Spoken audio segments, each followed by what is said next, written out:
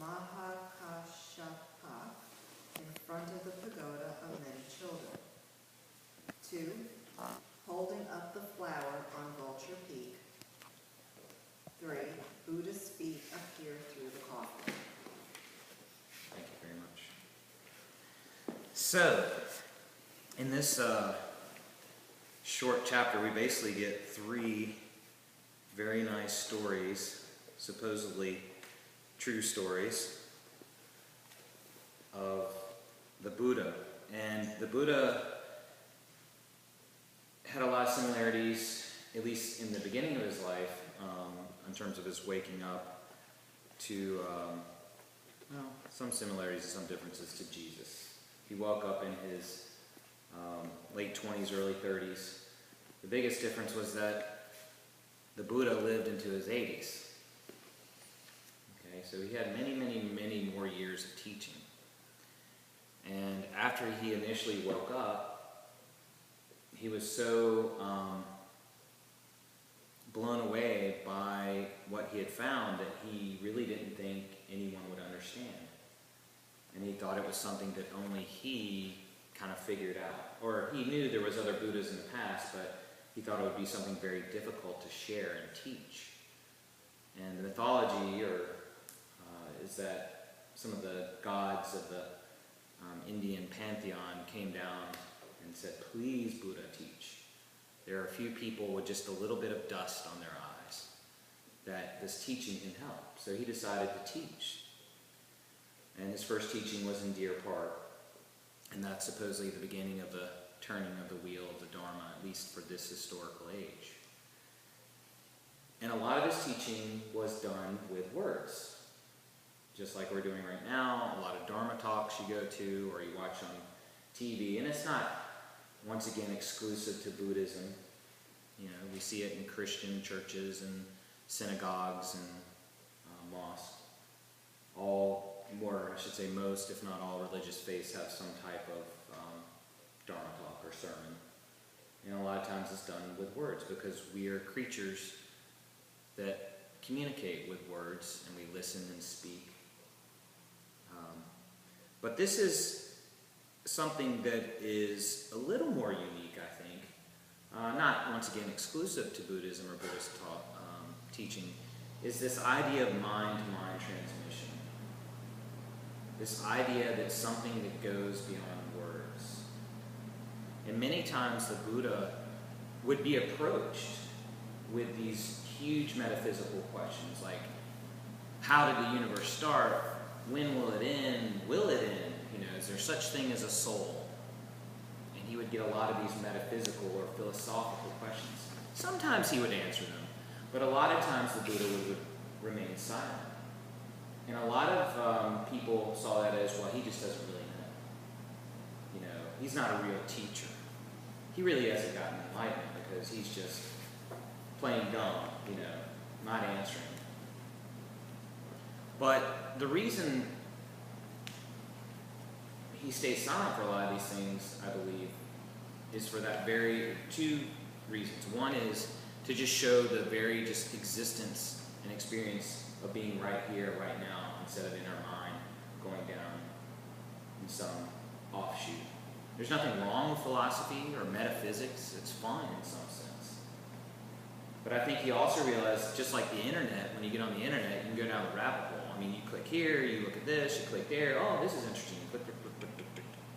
You just go for hours and hours. When you may have just wanted to find one thing, you could literally shoot off and be 180 degrees looking at something else. So what the Buddha taught was, I only teach suffering and the end of suffering. He really didn't, I don't think want to get into a lot of philosophy and metaphysics. Sure, there's a lot of Buddhist psychology. There is a philosophy, of course, that grew over the centuries. But I think the things he taught us were to stay here, right now, in this moment, without all the other filters. So these are 3 different well-known stories. Mahakashapa, it's a hard word to say. I can't tell you how many times. I might not be saying it right now, but how many times I had to say that over the years just to even learn his name, but it's actually one of my favorite stories. The second story of holding up the flower on Vulture Peak. And I normally don't show this, but it was such an inspiration many years ago to me. Supposedly this is the beginning of Zen, supposedly, was when the Buddha held up a flower and Mahakashapa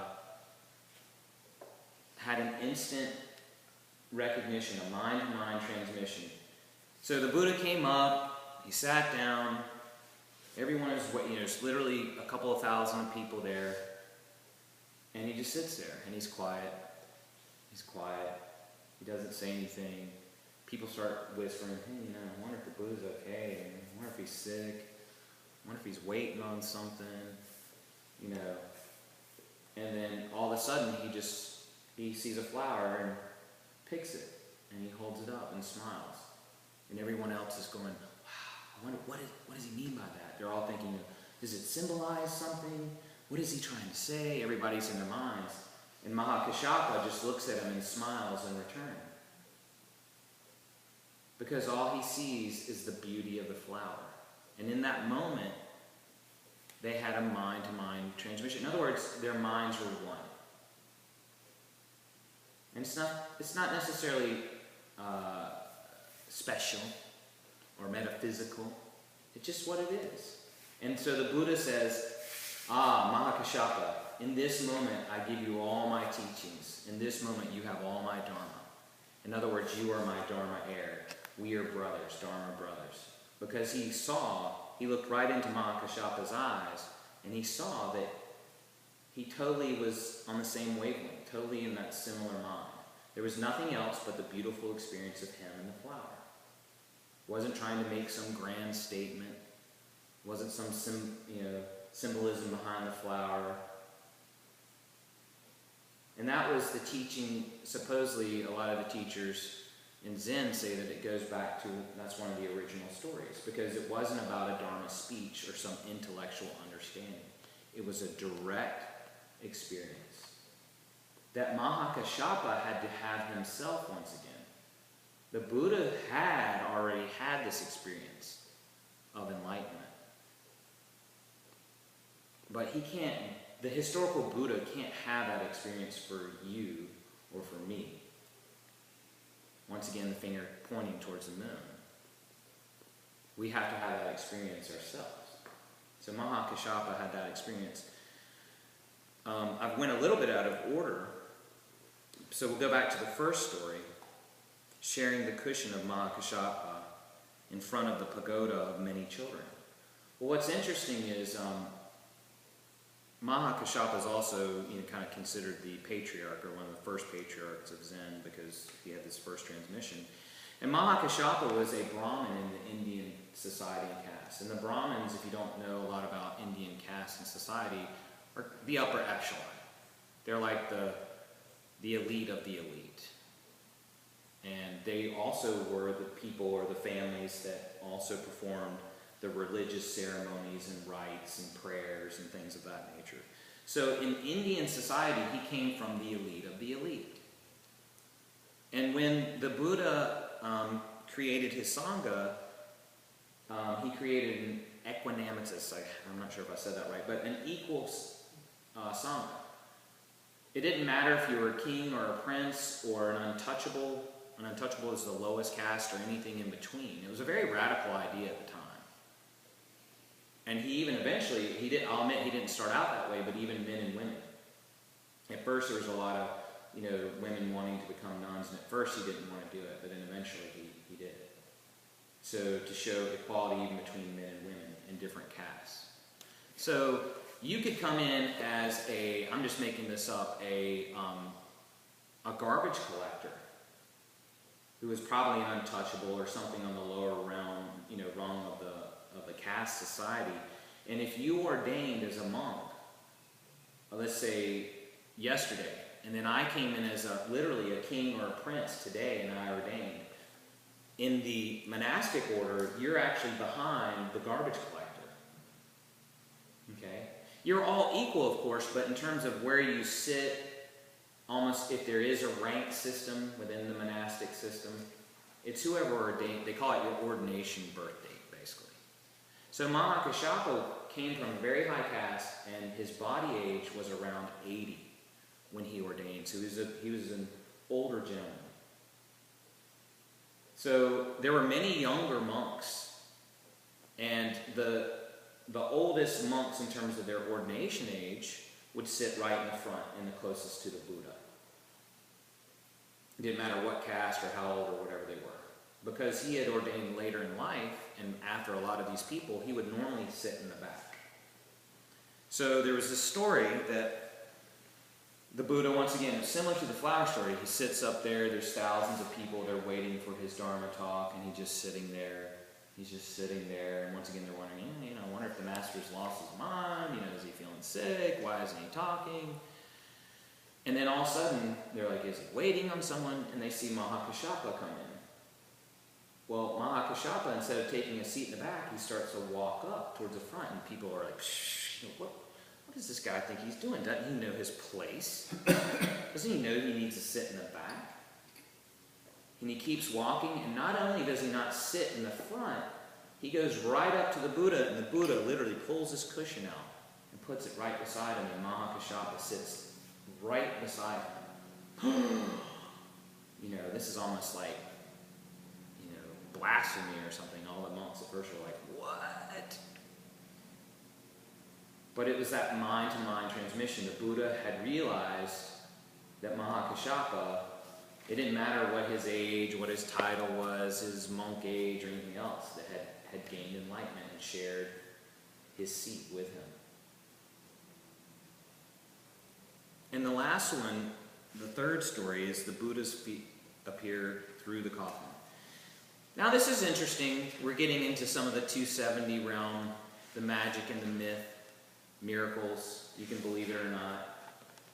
It's like some people, if you believe whether or not a virgin conceived a child. But the story goes that the Buddha had died. And of course the Sangha was very sad. And Mahakashapa, being his basically senior student, and basically almost his Dharma heir, many people were waiting for him to return before they lit the funeral pyre. But they started to get worried because a couple of days passed, 3 days passed, 4 days passed. And they were really, oh my God, the body's going to start to smell, it's going to start to stink and rot. It's India, it's really hot, it's in the summertime. And they're wondering when he's going to get back. And a lot of people are starting to doubt the Buddha and his teachings, because in this day and age, many of the gurus lived for very long periods of time. And they even considered 80 to be pretty young for someone to die who was a true teacher or guru. Some were even surprised he even died at all. So a lot of people were starting to doubt, well, was he really a guru, a teacher? Was what he taught correct? Because if he's really this special teacher, he should have lived at least a lot longer. So Mahakashapa finally shows up. And they're like, oh, finally he's here. And so they say, we can get the funeral going. So Mahakashapa comes up to the coffin and he bows 3 times. And he circumambulates the coffin 3 times, which is a tradition. And even in Asia now, when you go to some of these stupas that have the cremated relics of big teachers or even the Buddha himself in different areas, people will walk around it, 3 or more times, but usually 3 times in a clockwise fashion. And it's just a symbol of respect. And he bows, and I believe it's on the 3rd bow after he's walked around it 3 times. Boom! The Buddha's feet just fly through this coffin. And it's not a regular coffin. Supposedly it was a coffin that had been made out of gold. So it's not just a wooden coffin. Because you can imagine everybody's surprise. These feet come out of the coffin. And it was a magic. It was a miracle thing. But the teaching point behind it was that even though the body had died, the Buddha's mind was still there. In other words, the mind didn't die. The teachings of the Buddha didn't die. And that these teachings had enough power to make this physical body